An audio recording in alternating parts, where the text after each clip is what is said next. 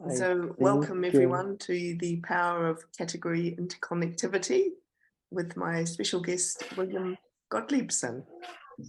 William is in northern Norway, as he was just telling us, and where the sun disappears for 4 months of the year. We have darkness. It sounds like an incredible part of the world and an amazing place to live. William is also our category champion for Character Month, which is coming up very soon in just a few days.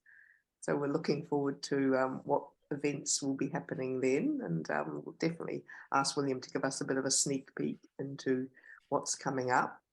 William's a certified life book leader, and I believe you're a youth teacher.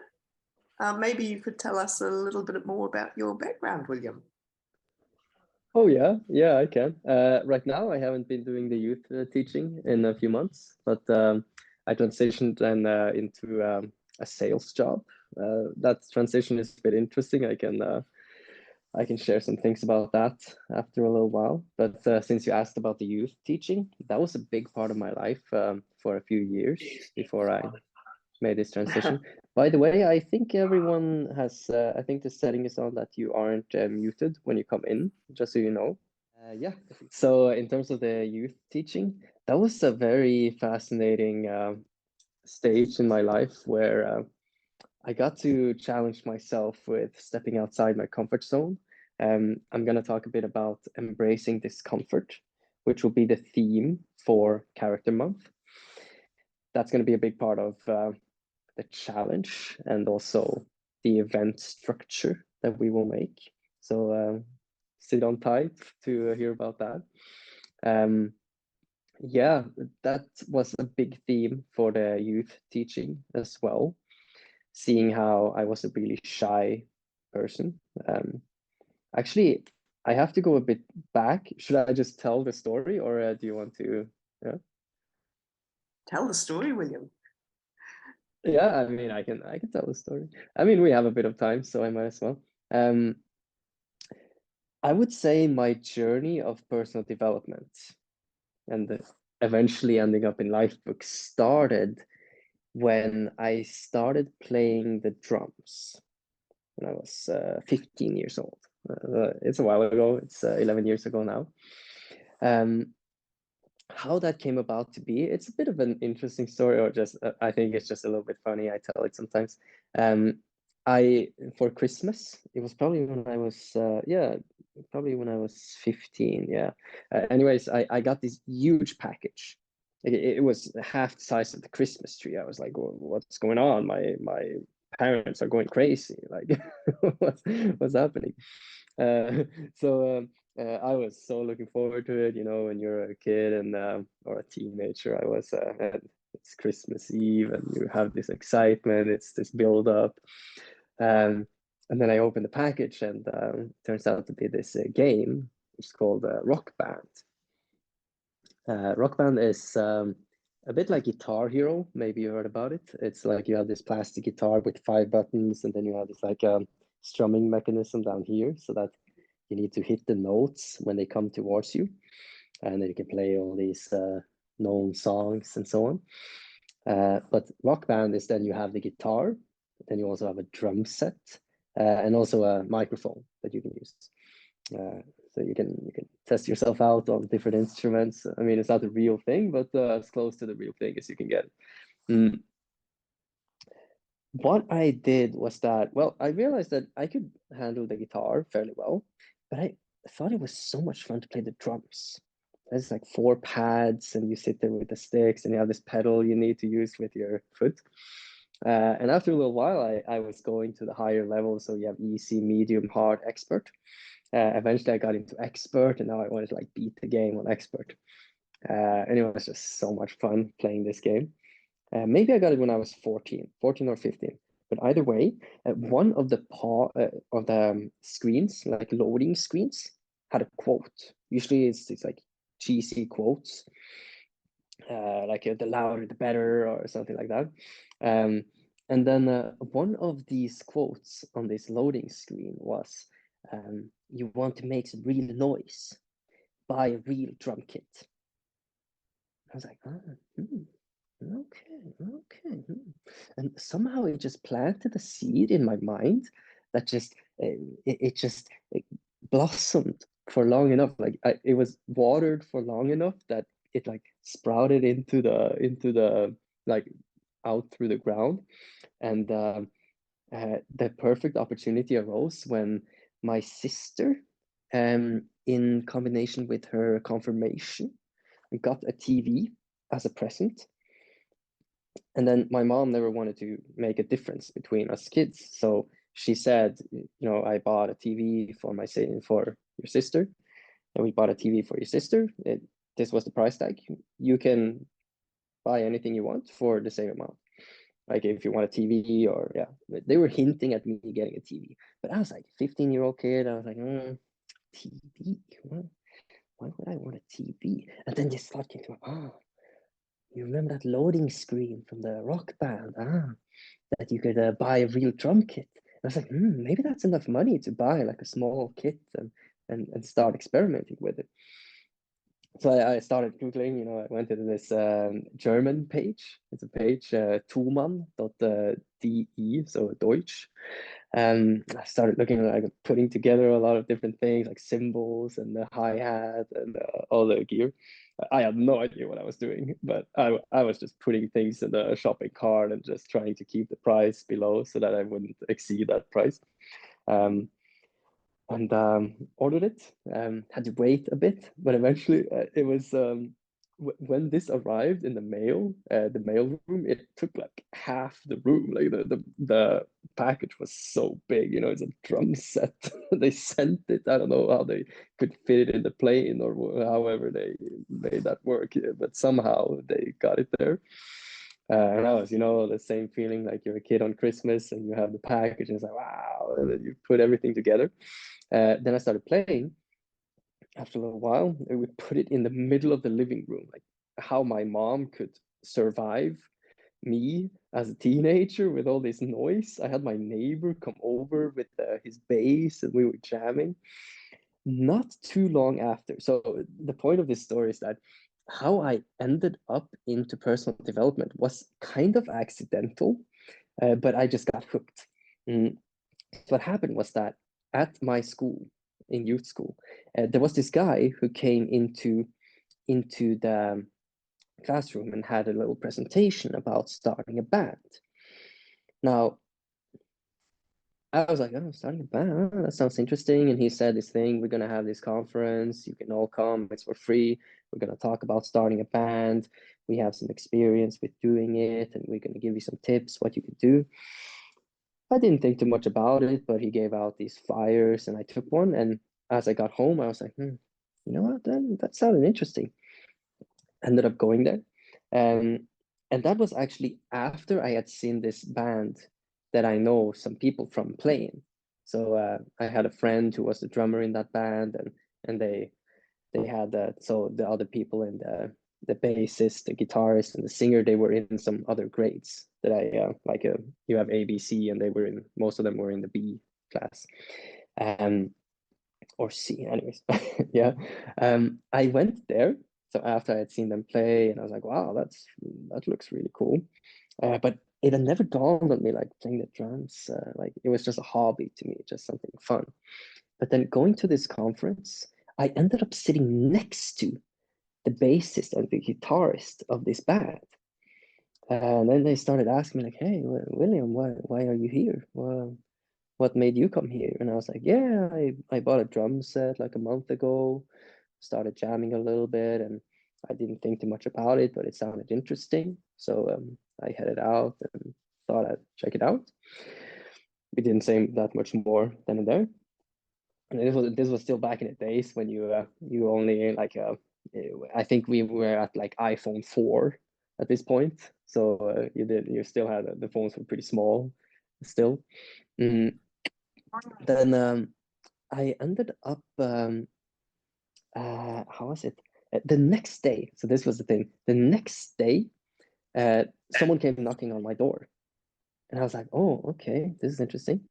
So I opened the door, and there they are, the guitarist and the bassist that I met the day before in the conference, and they're like, "Hey, our drummer in the band is actually gonna step down.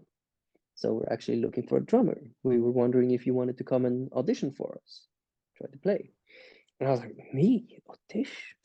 I started playing the drums a month ago. I was just jamming with my basses. Yeah, I have all these thoughts running through my head, all these doubts, right? But I'm like, okay, what's the worst that could happen? I might as well just go out there and try it out, see how it is.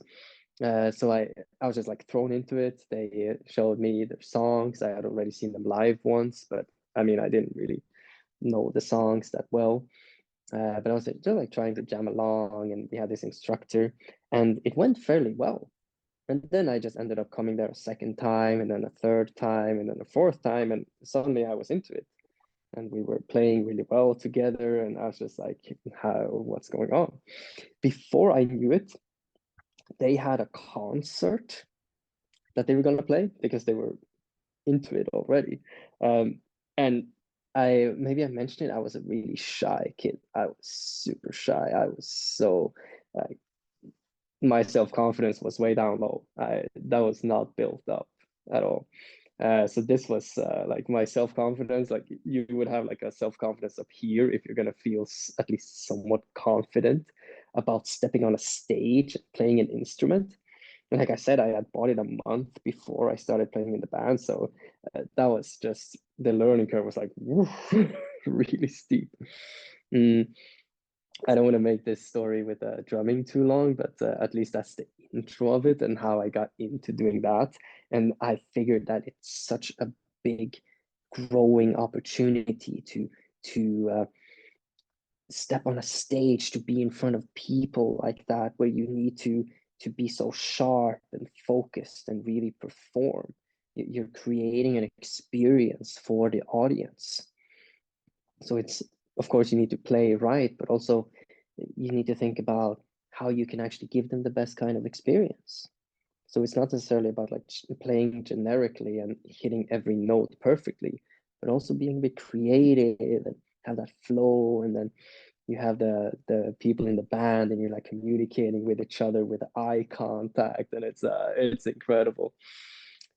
I have some memories from when I saw like the stage I was gonna play on. It's like this one place we went 4 years in a row, I think. Usually there's like 400 or 500 people there watching when you're playing, and the first time I went there, I was oh my gosh, that was terror inducing. Yeah, really scary. But the gist of this story is that if you just have the guts, the courage, the tenacity, and the willingness, the openness to just step into an uncomfortable situation, you're not familiar there, but you you just trust your own ability to figure it out. And I can just say for myself through that story, my palms were sweaty like crazy before I stepped on the stage. And that's the worst thing that can happen. You know, if you're scared, your palms get sweaty, or you get these like I don't know what what your stress response is, but mine was palms getting sweaty, which is super ridiculous when you're gonna play the drums with these fast fills, and you're gonna hold these sticks and not drop them. There actually was a time when I dropped the stick and it was like flying through the air, like everyone could see it. That was actually a bit of a funny story, but I can save that for another time. Point is, even if the worst thing happens, you're still gonna be okay. I mean, you're not gonna die. I had another stick, I just pulled it out and kept playing. Of course, it's embarrassing, but I think it's just such a powerful experience when you are open to putting yourself in situations like that. You mentioned the substitute teacher or the teacher job when I was in the schools. That's a similar type of a pattern where you're also in front of people, but now I needed to say something. I couldn't just sit there and play the drums. I actually needed to say something. This was a new kind of uncomfortable for me that I wasn't used to. You know, you never really get 100% comfortable with playing a concert, but at least can desensitize yourself to it and feel more comfortable or less uncomfortable with it, which is going to grow you as a person in so many ways. Like I said, the theme for Character Month is going to be about growing your character through embracing discomfort. This is I could say there's two ways that we're going to focus on during the month. One of them is if you are inside of your comfort zone a lot, then about how you can actually step outside your comfort zone and embrace the discomfort in that to grow your character. The other version is if you are already in discomfort, then how you can actually embrace the discomfort that you are in to build your character and grow from it.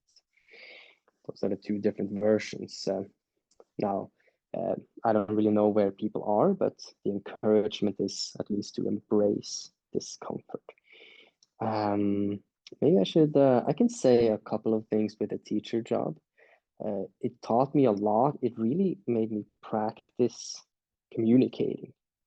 It made me realize, so you have, imagine a classroom filled with teenagers and their energy levels is like, their attention span is so short. They're used to these like 7-second TikTok videos and they're like on to the next thing, on to the next thing, on to the next thing.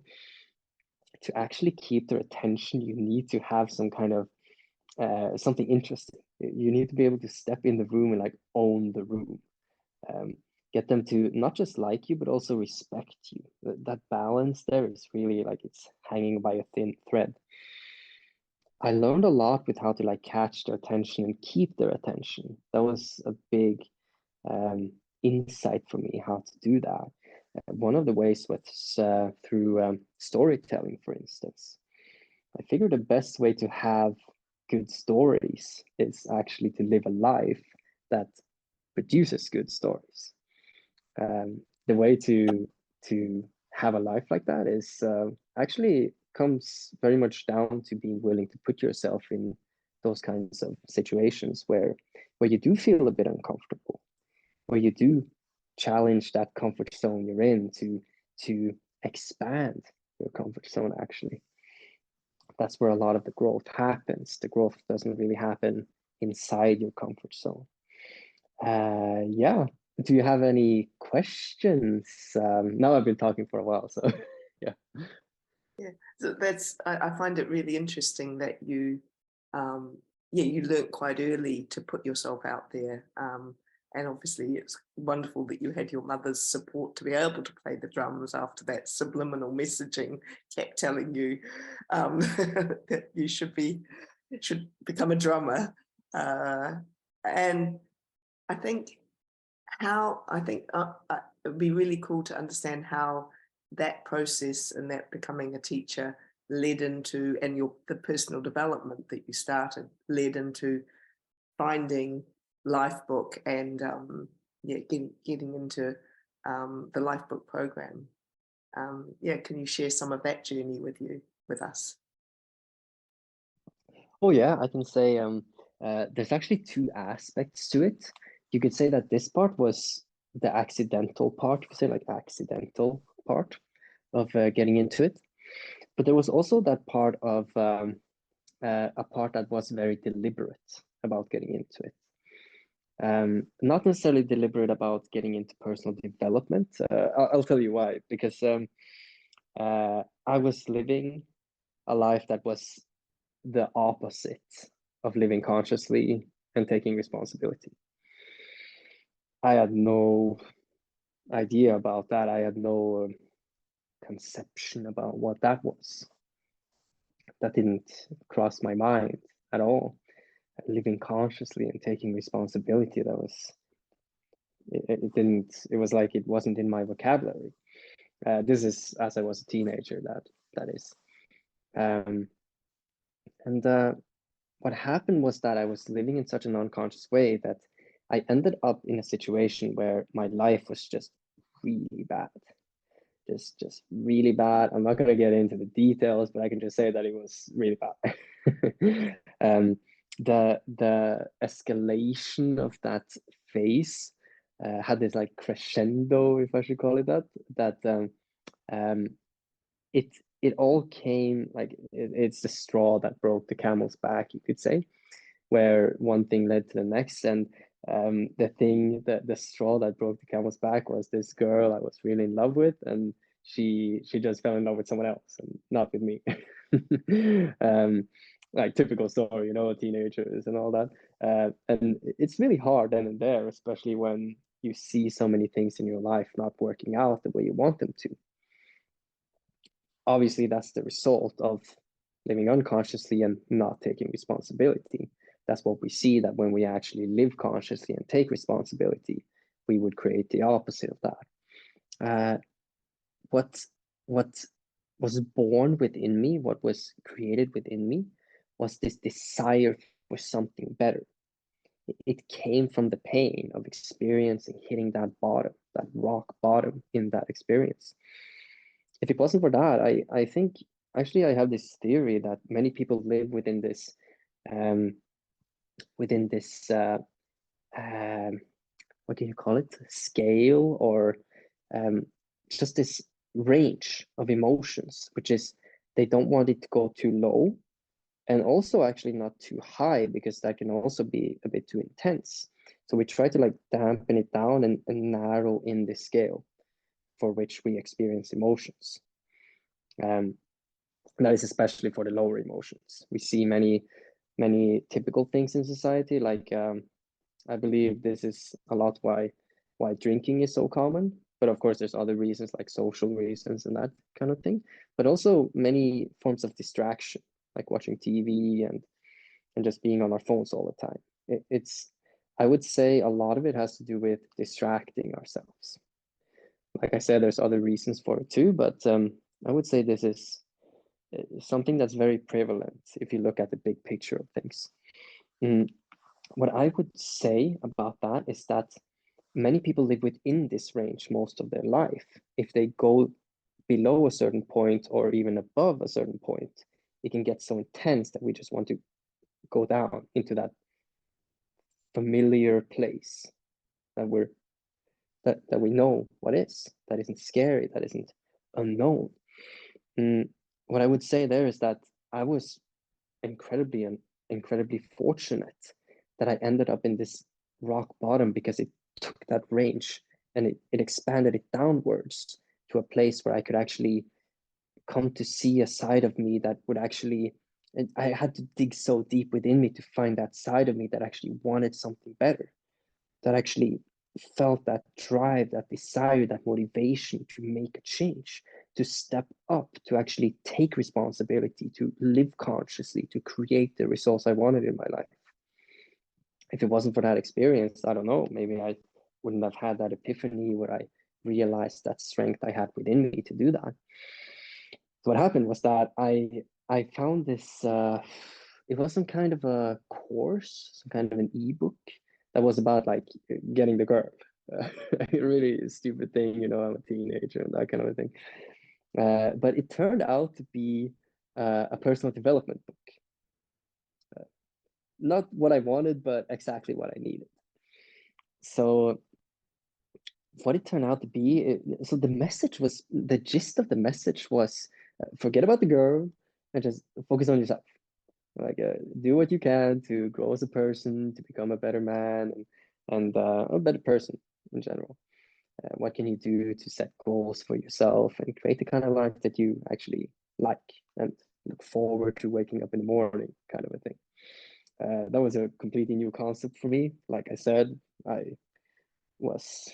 life was a mess.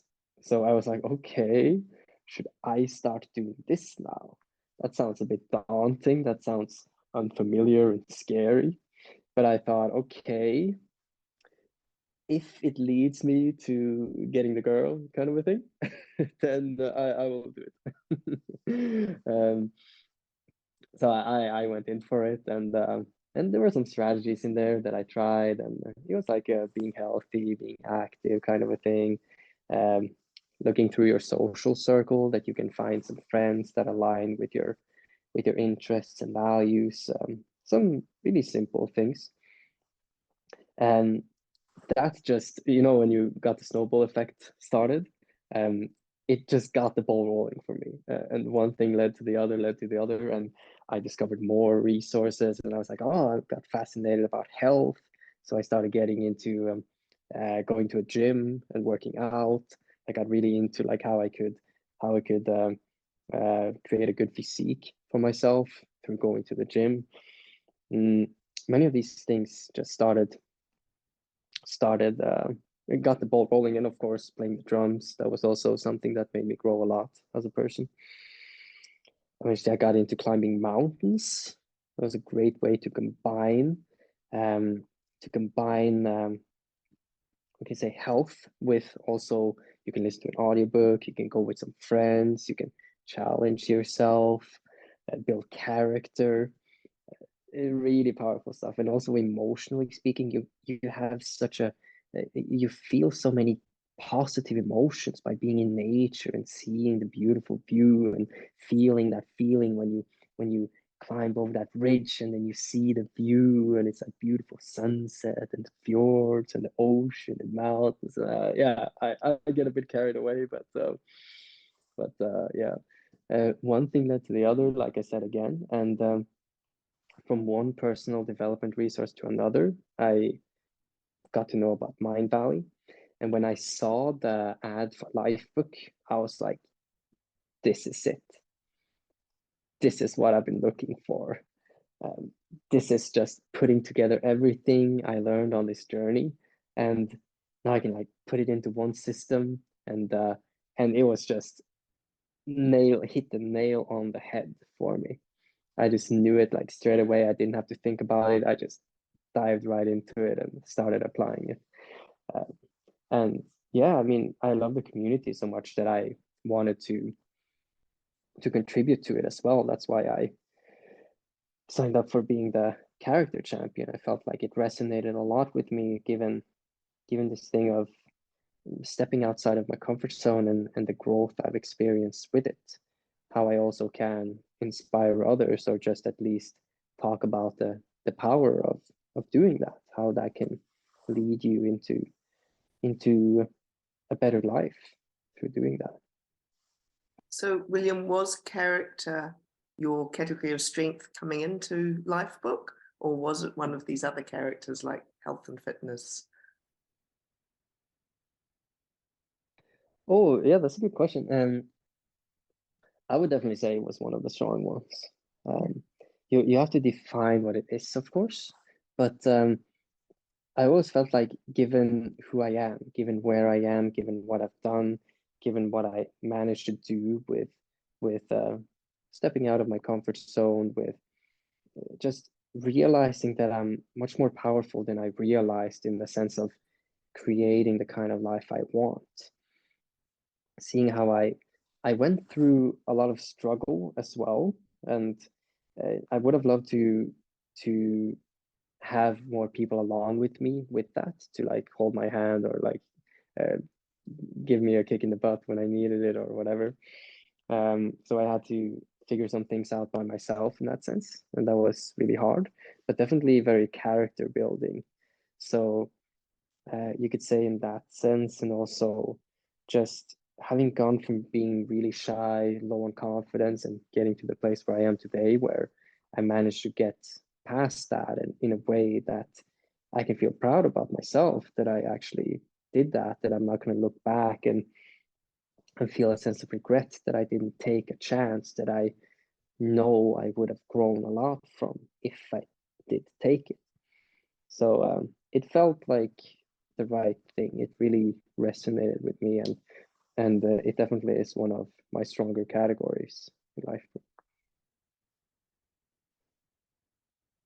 Right. And obviously, you were motivated initially, perhaps by love relationship, and yeah, and I can hear how this category interconnectivity works for you in your, when you're out in the mountains and working. So, have you experienced moments, and do you have any stories relating to the category interconnectivity? Oh yeah, I would argue that character is one of those categories that have one of the stronger links to all of the others. The reason being, if you build your character, like character in and of itself is, what can you say, it's very much linked to the results you're able to create in the other categories. You need to have the right character traits to accomplish any goal, really. You need to become the kind of person who fits the identity of someone who accomplished that goal. To get to that place, you need to, like I said, step out of your comfort zone, embrace some discomfort. One of the books that had a big impact on my life is Think and Grow Rich. In that book, he talks a lot about, so it's success principles, in essence. Some of the principles in there is about being, so decision is one of the principles. It's about making the right decisions, actually making a decision and not being indecisive. He talks about some things that really kill the success in your life, like that are like root causes of failure, like procrastination or indecision or doubt and fear. So it's a lot about how you can overcome these and actually master them, master the different fears you will experience, how to be more decisive. He talks about persistence. Persistence, I would say, is a very important character trait to have, especially in terms of life book. What I can say, also he talks a lot about desire and faith. It's about really, really wanting it. You need to really, really want what you have as a goal. You need to make it like a burning flame of desire. He keeps on talking about it. I find it so fascinating. And then the faith is about believing in your ability to get it, and also in also a little bit like a spiritual or even religious aspect to it, where you have a faith in a higher power guiding you along your path. So I find that to be really beautiful too. What I can say is purpose is really important too, that you can tie into all of the other categories as well. Of course, we write down our purpose in the different categories, but it's very relevant in terms of how you can have the character traits you need to succeed within all the categories, that your purpose is really strong.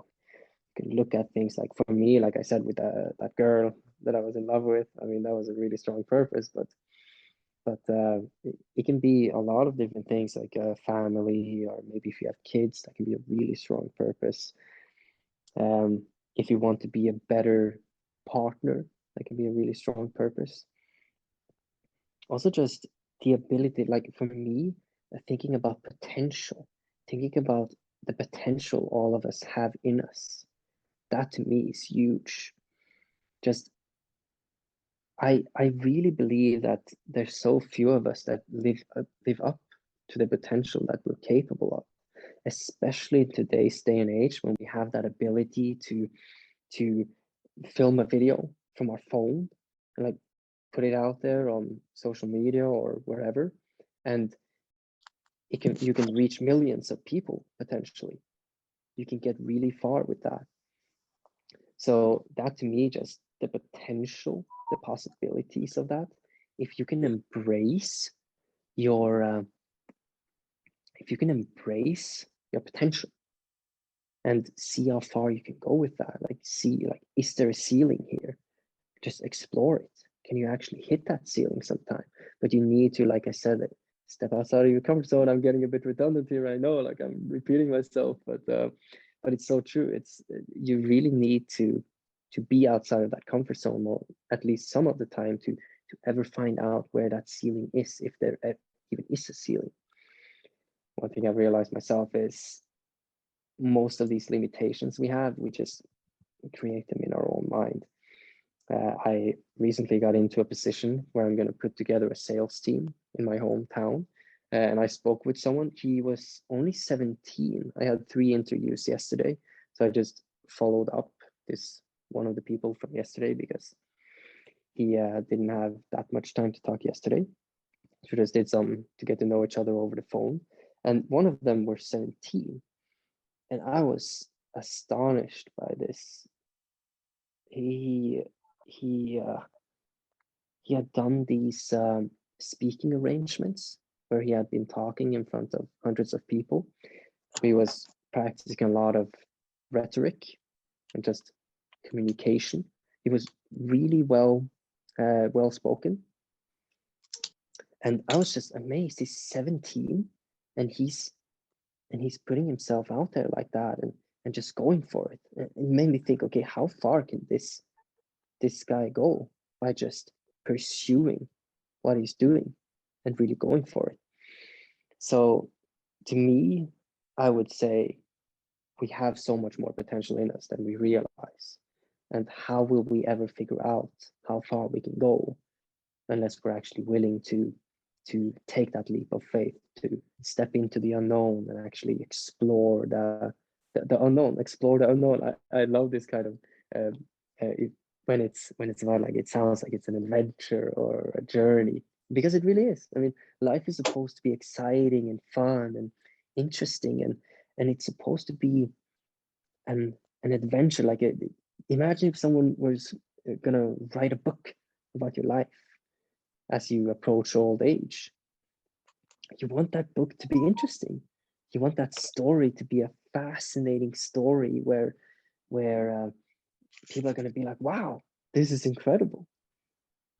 I would say the way to do that is to be really aligned with your purpose, to really explore where that ceiling is, to step outside your comfort zone, go into those situations where you can test your skills, where you can grow your knowledge base. It's about getting these references, experiences where, especially in this sales job, you get these like experiences where you have a reference that you can use, that you can build further upon and analyze to see, okay, where did I do well? Where did I not do so well?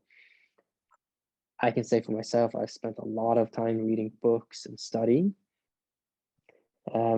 which leads to a lot of growth if you have the right book, which is like taking your life from this level to this level, knowing where you want to go. Us knowing life book, we're going to find the books that we need to like fill the gap between where we are and where we want to be. But I would also say the real growth happens when you step into it, when you feel it in your own body, how it feels to be in that situation. Yeah, I almost transitioned into a motivational speech here. I tend to do that sometimes, but yeah.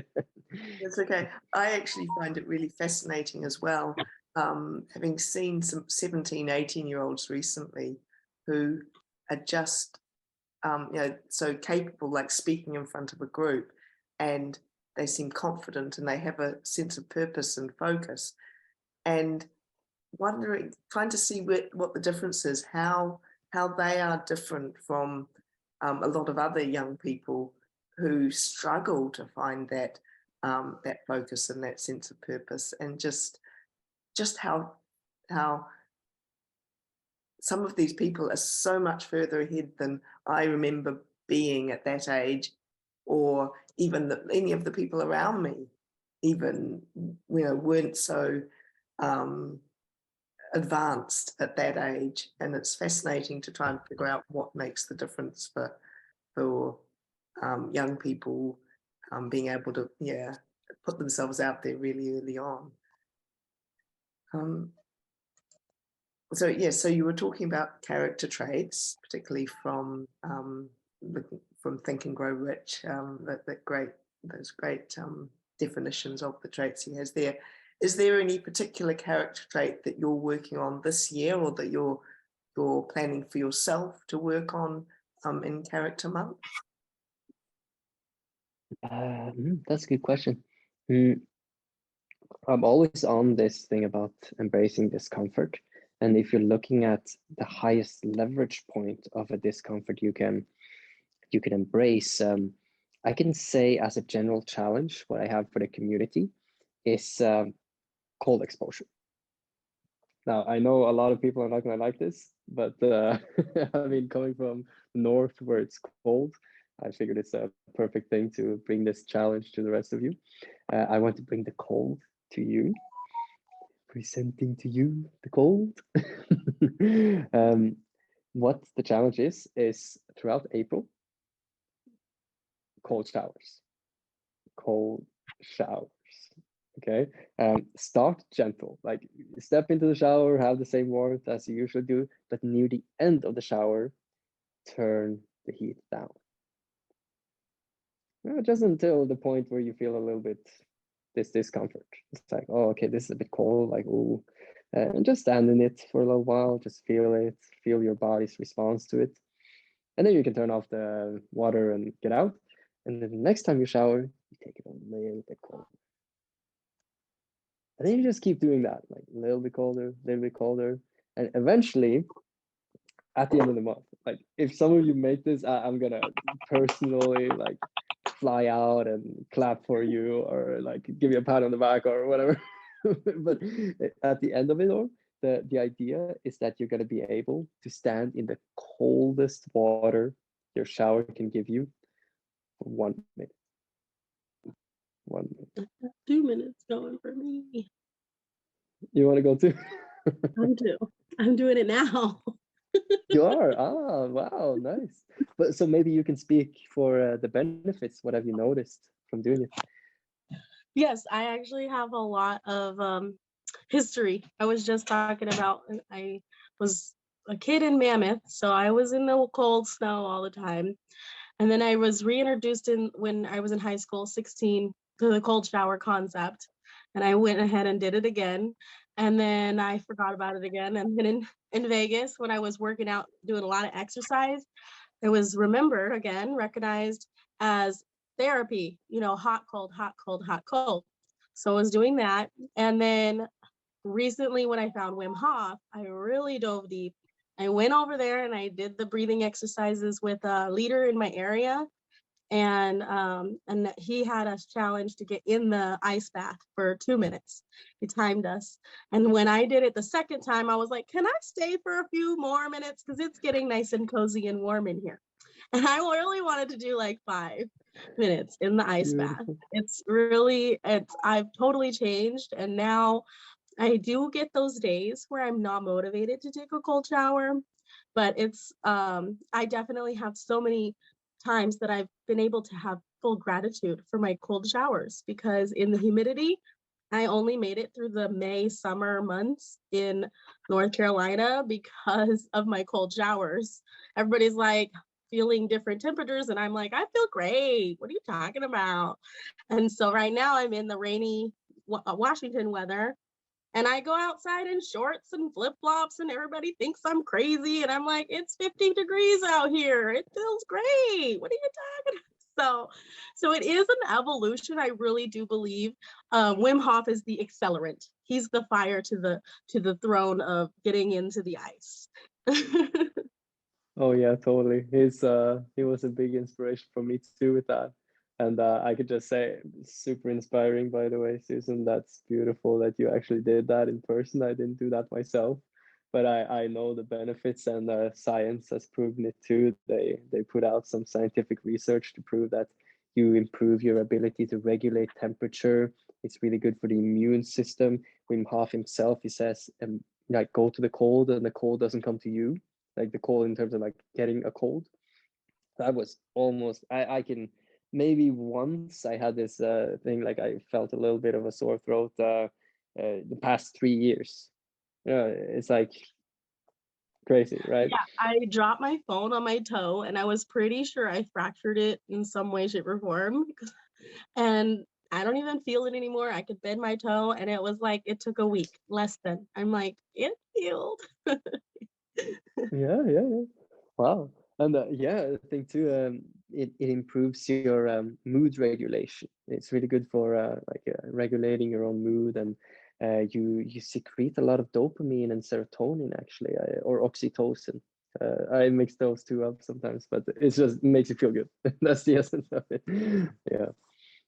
I saw a comment here from Sylvia. I thought that was really good. Yeah, we had this like we were sitting in a ring and we were talking about, like how we should get the Lifebook leaders up and running if we're gonna run a retreat. So yeah, I thought that was a nice comment there by you, Sylvia. Thank you. But Maddie, I was supposed to, I think I derailed it a little bit. I was supposed to say like the character trait. I don't know if you can like associate a character trait with embracing discomfort. The closest to that I would think would be something like maybe resilience. Resilience would be one. Because the way I think of resilience is like you have a tree, and then if wind hits a tree, it's like bending with the wind, but then it always bounces back. Even sometimes you see a tree like it's completely bent, but it just stayed strong. It had those deep roots, really strong roots. It doesn't fall over, but it just bends with the wind. Either it bounces back or it like becomes stronger on that one side. That to me is what I would say is the character trait that is the highest leverage character trait, and one that anyone can benefit from embracing and practicing in their own life. Whatever kind of adversity life throws at you, you just bend with it. You just embrace it. You just like you stand firm with those deep roots in the midst of the storm, and you just hold tight and just that so it's a perseverance too. It's like you hold on tight and you stick through it. You make it through it. The resilience is also about that to me. Like Susan said, she was sitting there in the cold in the ice bath, and then after 2 minutes she wanted to be there even longer. You know, that's the magic of it. When you embrace the discomfort in the beginning, it's like, oh no, I hate this is terrible. But then you actually learn to love it after a while. It's like, wow, it gives you so much. So the cold shower is a general example of, okay, you can have like embrace discomfort in that sense, and it gives you a lot of benefits in a general sense, like your emotional life, your health and fitness. It's really good for the mood regulation and the immune system and so on. But then you can also look at, okay, is there a specific kind of discomfort I can embrace in a certain category where I'm not doing so well? It can also be a category where you're doing well and how you want to, break through a ceiling somehow. That's something I'm not going to like give any answers to what that could be, but you could at least begin to think about what that could be for you. Is there a certain area where you've like avoided a kind of discomfort that if you just leaned into it a bit more than you did already, you would actually grow a lot. You would build character through doing that, and it would add to your life in many ways. I would then encourage or even say challenge you to begin the thought process, at least of thinking about what that could look like in your own life. Maybe you're shy in social settings and you need to break through that barrier and just put yourself out there a bit more, or maybe you feel uncomfortable about sharing your authentic self. So you open the gate a bit more and a bit more to be a bit more vulnerable and express yourself in a more honest and authentic way. But gradually is the idea, one step at a time, like Sylvia wrote in that comment. I saw another comment here. Do we report and or log it on the members Livebook side? Yeah, I was thinking, so Michelle wrote down how we are gonna like log it. That's a good question, because you can't really have anyone like stand or be like, okay, now the temperature is it's like, oh, you were standing there for less than 1 minute. Like that's gonna be really difficult. So we do need to practice a lot of self accountability there. Would have been really, really cool if we could have this like event at the end of it where we meet up and we do like a ice bath and we film it. Yeah, that could be really cool, actually. So you actually gave me that idea now, Susan and Michelle, with that comment. That's actually something that could have worked out. Yeah, I'll have to think about it a bit more. It'd be quite good, William, if there is an opportunity, whether it's in writing, that people can share their experiences, or on an event to just share their experiences with it, maybe even halfway through the month and at the end of the month, so that you can motivate others to sort of really get on board, or push through the challenges if they're finding it difficult, and get ideas from others as to how they actually manage to deal with it. But I can really see how this is bringing together a a character challenge that will also have all those impacts with health and fitness, but then also for knowing that you can achieve, one little habit, and it's not, you can make it as big or as small as you want. Obviously, what Susan was talking about was pretty full on for the cold Wim Hof methods, but yeah, to really see what's possible with one small habit, which is very cool. If anyone else has any questions for William, you can either unmute yourself or pop them in the chat. We're sort of just winding up into the last few minutes now, but yeah, so it's been great having William here. So we got a couple more comments there. Yeah, I saw a personal message here. I took a screenshot so Ken was sending a message if I could contact him. I just to let you know I got it. And yeah, dancing with the fear. I really love that one. Like you're like looking at the fear. You're not like violating the fear. Like I feel embracing the discomfort is stepping into the fear we feel so we can see what we are truly capable of. Sylvia wrote that. Yeah, exactly.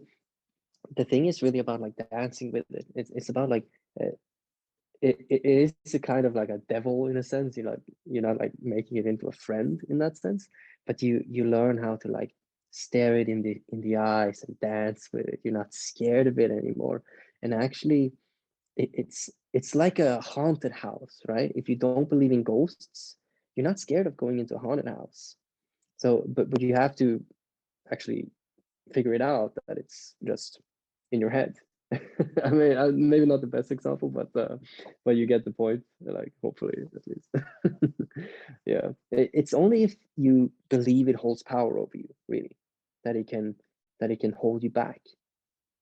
And also, if you let it hold you back, if you let it limit you, if you let it hold you back from stepping out there and doing more with your life.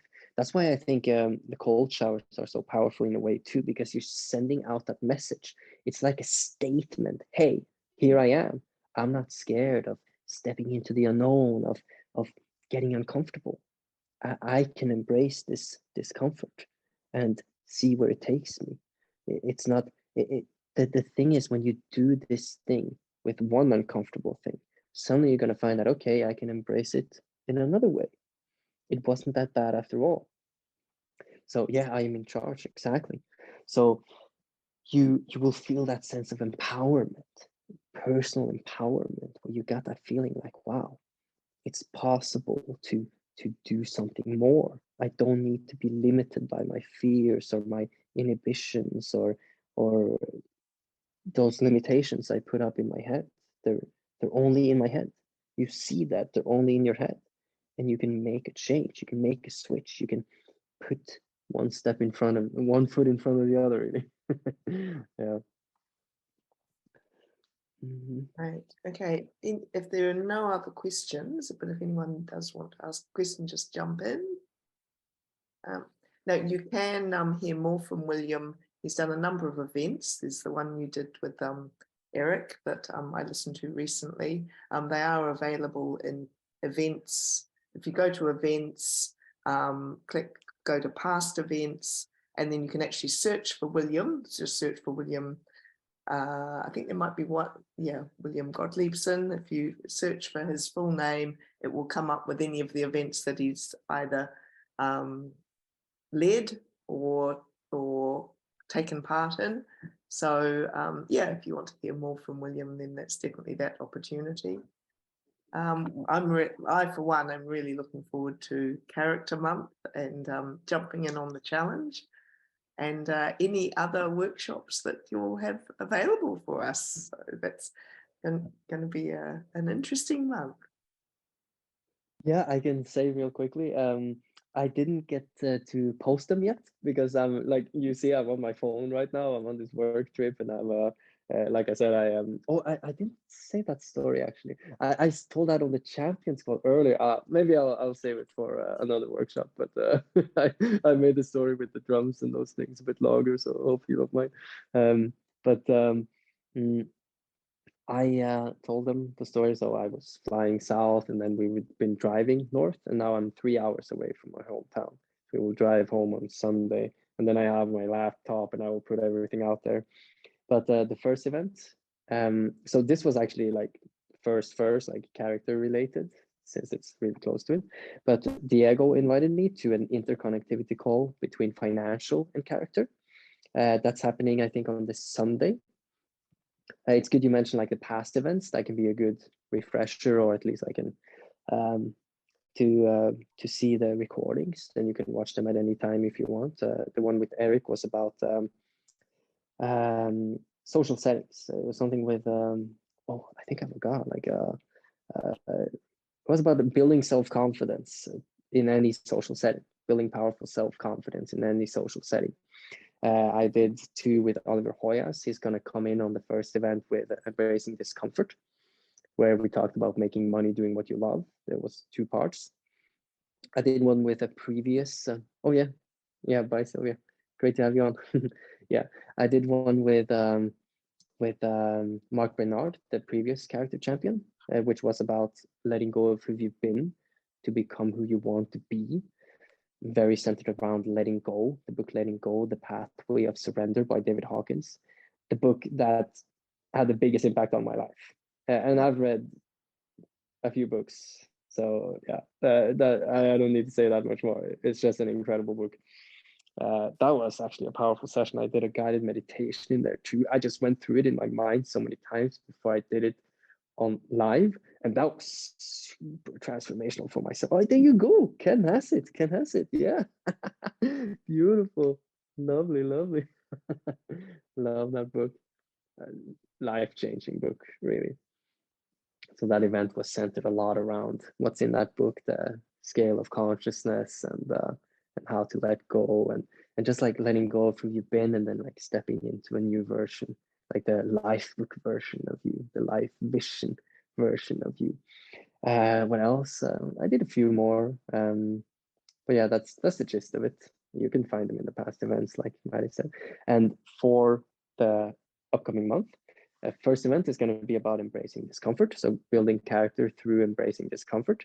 Then we're going to transition into well, I have some ideas for building character through using the Enneagram as a growth tool.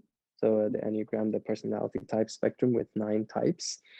One on atomic habits, so a lot about delaying gratification and building strong habits that build character.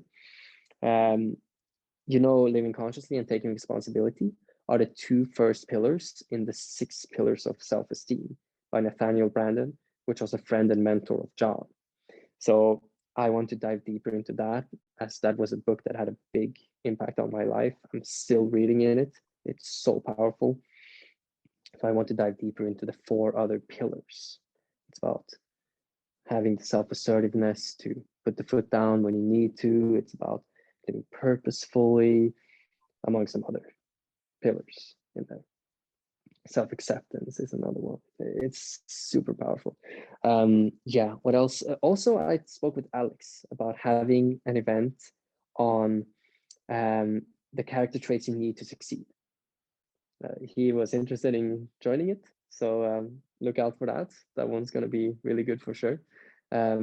Anything else? Not really. Maybe some people will reach out to me and make some more collaborations, so that would be lovely. And you're all welcome to join, of course, the Embracing Discomfort event, which will be posted soon. I probably have to post it through my phone to make sure I don't like wait too long with posting anything. But Oliver Hoyas is invited on. Laura Mendoza, the career champion, I know will be on. I encourage the other champions to come on and share their take on how you can embrace discomfort within their category of strength, which is their champion character. So I know it's going to be a really powerful session, and yeah, I don't have that much more. We're actually past the hour mark. The time flew like crazy. I don't know. I was like talking like a chatterbox here. And hey, it certainly flew, and it was great to learn so much more about you, and really appreciate yeah, it's having the chance to get sort of in depth with people. It's wonderful to hear that from you. So really looking forward to next month. Thank you so much, William, for coming on today, and thank you everyone for being here and sharing. And yeah, have a great April, everyone. Thank you for having me, and yeah, great April. Get ready. It's been wonderful. Thank you so much, everybody.